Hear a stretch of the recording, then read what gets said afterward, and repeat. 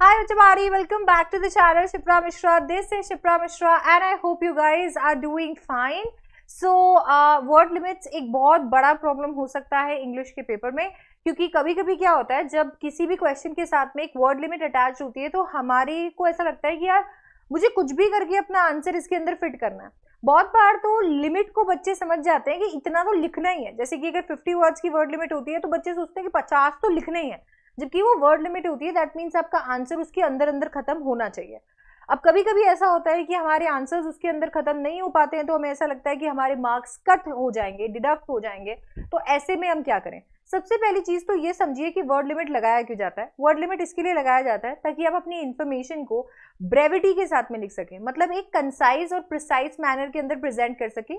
मतलब जैसे कि आपके सीनियर्स ने, मतलब एट सम पॉइंट किसी ना किसी सीनियर ने हमें बोला ही होता है कि यार अपने पेपर के अंदर हनी सिंह के गाने लिख देना एंड ये लिख देना एंड वो लिख देना। तो वो चीज को अवॉइड करने के लिए आपको एक लिमिट दी जाती है ताकि से आप इधर उधर की बातें ना करो, आप पूरी की पूरा चैप्टर ना समझा दो, एंड इसके लिए भी कि आपको ना तो उसमें ज्यादा टाइम वेस्ट हो और ना एग्जामिनर को टाइम वेस्ट हो उसमें ढूंढने के लिए आपका आंसर, है ना। तो अभी यहाँ पर वर्ड लिमिट को स्टिक करना हम सबके लिए अच्छा है, क्योंकि अगर आप वर्ड लिमिट को स्टिक करते हो तो सबसे पहली बात है आप क्वालिटी आंसर लिखोगे। दूसरी बात ये भी है कि अगर आप वर्ड लिमिट को देखते हो तो आपका समय बर्बाद नहीं होगा, क्योंकि अगर आप ओवरराइट करते हो तो उससे भी समय बर्बाद होता है, एंड ऑल्सो आपका जो एग्जामिनर है वो भी इरिटेट नहीं होगा आपके आंसर को ढूंढने के लिए। बट क्या वर्ड लिमिट ही सब कुछ है? ऐसा नहीं है। कंटेंट हमेशा सुपीरियर रहेगा। अगर आपका कंटेंट बहुत अच्छा है, आपने जो समझाना है वो अच्छे से समझाया है, आपके एलिमेंट सारे के सारे आंसर्ड है, वो एनी डे वर्ड लिमिट के ऊपर जाएंगे। दैट मीन्स हो सकता है कि वर्ड लिमिट के ऊपर कोई भी टीचर, उनको प्रेफरेंस है, कोई भी टीचर ये सोचेगा कि मुझे पहले कंटेंट अच्छा चाहिए, word limit is another thing, ठीक है। तो ऐसा होता है। बट वर्ड लिमिट क्योंकि हमारे दिमाग के अंदर है और कहीं ना कहीं उसे क्रॉस करना एक रिस्की सिचुएशन हो सकता है, मार्क्स हमारे डिडक्ट हो सकते हैं, तो कुछ एक ऐसे पॉइंट्स मैं आपके लिए लेकर आई हूं जिससे ना तो आपकी वर्ड लिमिट क्रॉस होगी और ना ही आपका कंटेंट पे आपका आपको कोई कॉम्प्रोमाइज करना पड़ेगा। अब ये कुछ पॉइंट्स हैं, जैसे कि नंबर 1, आपको आंसर फ्रेम्स को ध्यान में रखना है। यार आंसर फ्रेम्स ना बहुत ही ज्यादा इंपॉर्टेंट है। आपको ऐसा लगता है कि ये जो इंट्रोडक्शन, डिटेल और कंक्लूजन हम करते हैं इसमें हमारा समय बर्बाद होता है या फिर वर्ड लिमिट एक्सीड हो जाती है, जबकि एक फ्रेमिंग के साथ में आप ज्यादा बेटर तरीके से लिख पाते हो, एंड इधर उधर की बातें घुमाने के चक्कर में आपके वर्ड्स इनफैक्ट कम यहाँ पर यूज होते हैं। दूसरी चीज, आपको कीवर्ड्स और की फ्रेजेस का इस्तेमाल करना चाहिए एनसीईआरटी से। कभी कभी अगर मुझे कोई चीज एक्सप्लेन करनी होती है और मुझे करेक्ट वर्ड नहीं पता होता है उसका, और मैं उसे घुमा फिरा के एक्सप्लेन करती हूँ, तो जहां पर मुझे कोई एक करेक्ट वर्ड चाहिए उसको एक्सप्लेन करने के लिए मैं 10 वर्ड लगाती हूँ, तो ऐसे में वर्ड लिमिट बिल्कुल, ये तो ऑब्वियस सी बात है कि क्रॉस होगी।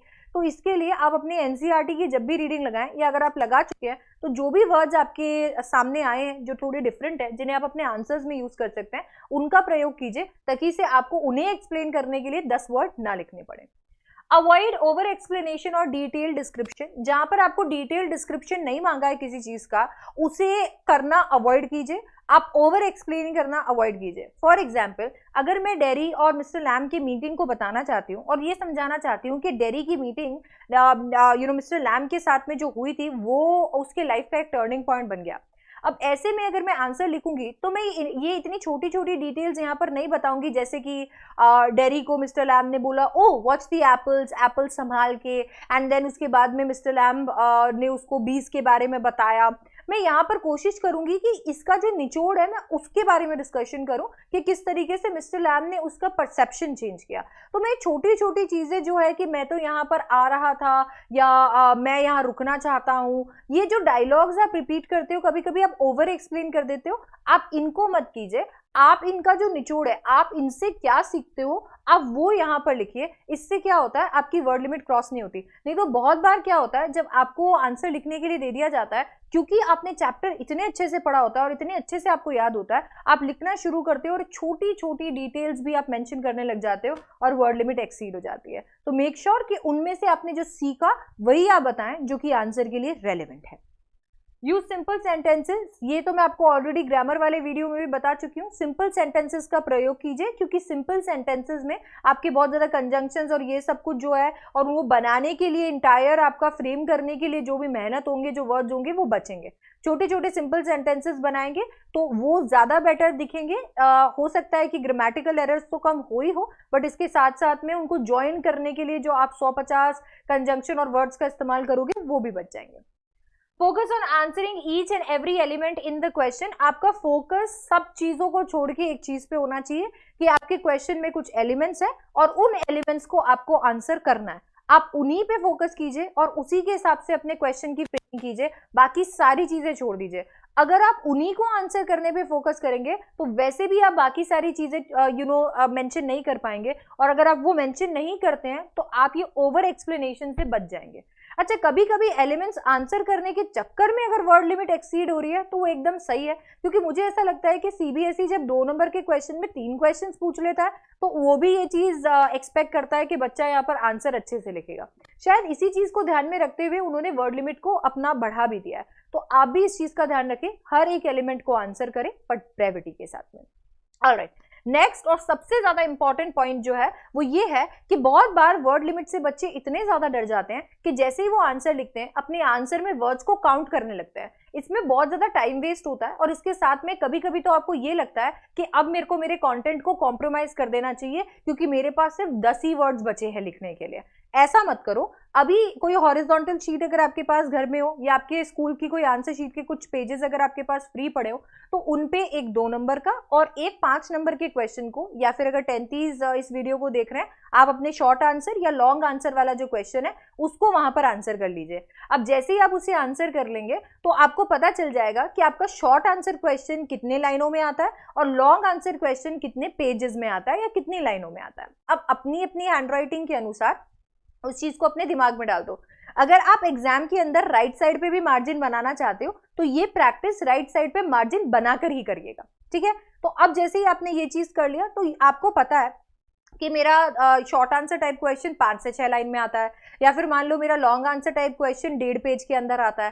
तो आप जब एग्जाम में आंसर कर रहे होगे तो आपको काउंट करने की जरूरत नहीं पड़ेगी। आपका माइंड ऑलरेडी आपको बोलेगा कि भाई 1.5 पेज के अंदर तेरा क्वेश्चन तेरे को पूरा आंसर करना है, तो तू कोशिश कर कि तू ज्यादा बेटर तरीके से अपने आंसर को फ्रेम करे, क्वालिटी के साथ फ्रेम करे, और इधर उधर की बातें ना करे। तो आपको काउंट करते करते नहीं रहना पड़ेगा, ना तो वो डर आपको लगेगा, ना ही आपका वहां पर टाइम वेस्ट होगा।